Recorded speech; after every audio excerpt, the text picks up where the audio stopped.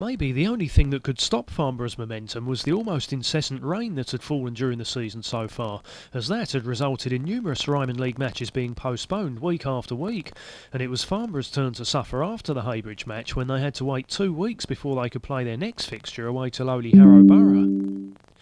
Harrow's side for this match included former Farnborough striker Pat Gavin, but he was only one of 4 Harrow players with any real experience at this level, as the majority of their line-up, including their 3 substitutes, had all been signed fairly recently from lower league clubs. Of course, Farnborough, on the other hand, fielded a line-up of top-quality non-league players as usual, but although Scott Corbett returned after missing the Haybridge match, his fellow midfielder Steve Watson was now ruled out with an ankle injury that he'd suffered in training during the week. Manager Graham Westley therefore decided to keep defender Tim O'Shea in the starting line-up as a stand-in skipper and stick with the 3-5-2 formation that won at Haybridge, even though that system hadn't looked quite so tight defensively.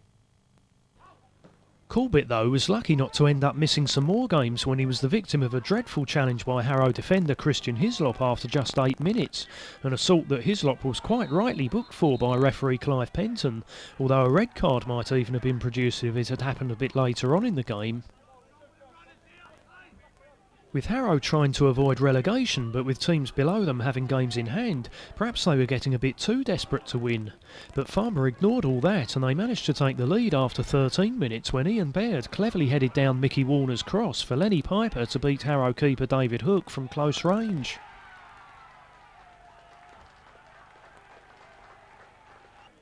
Despite going behind though, Harrow seemed to be using the familiar time-wasting tactic of many less well-off non-league teams in deliberately having the minimum number of match balls available in the knowledge that they'd all end up being booted out of the ground at some stage, thereby causing a lengthy delay to proceedings.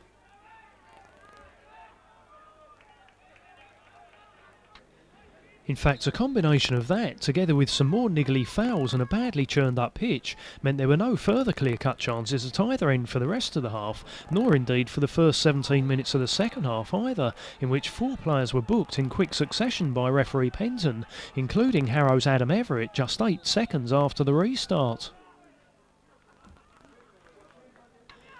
Once again though, it was Farnborough who made all the running when a chance did come, as Mickey Warner and Lenny Piper ignored the almost impossible to play on surface to pass and control the ball well enough to set up Scott Corbett for a shot which whistled narrowly wide.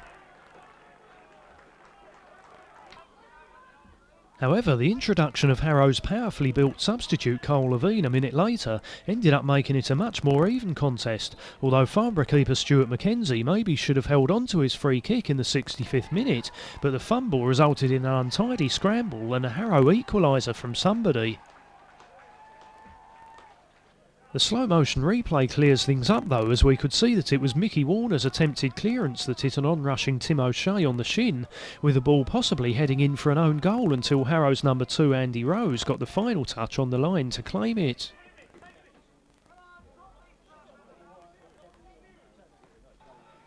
With Harrow having only just ended a dismal run of form which saw them win only once in their previous 16 league matches before their 2-1 victory against Sutton United in their most recent match, maybe they had now found an answer to their problems. But when Farnborough brought on midfielder Chris Piper for defender Tim O'Shea 2 minutes later and switched to a 4-4-2 formation, it swung the match back in their favour again, as Piper's free kick in the 68th minute somehow found its way through to Darren Annan, who regained the lead with an impressively accurate shot into the bottom corner for his first goal for the club. However, 1 or 2 of Harrow's lesser-known players had looked rather useful in this match, most notably substitute Cole Levine and their number 10 Paul Scott, and they were both involved when Harrow managed to equalise again just 4 minutes later, as Levine's deep cross was headed back by Pat Gavin for Scott to blast a well-controlled volley past keeper McKenzie from close range.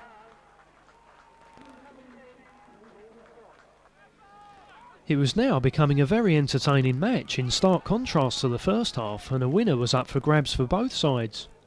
However, Gary Crawshaw put paid to any fanciful ideas that Harrow might get it when he put Farnborough 3-2 up in the 79th minute after Harrow defender Mark Walsh found himself caught out by Lenny Piper's accurate long ball.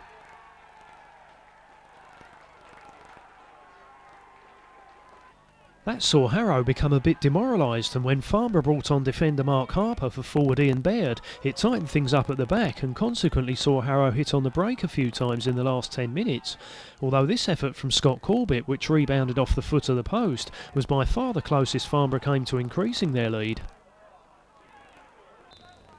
However, the final score of 3-2 was good enough, as it now stretched Farnborough's run of league wins to 13.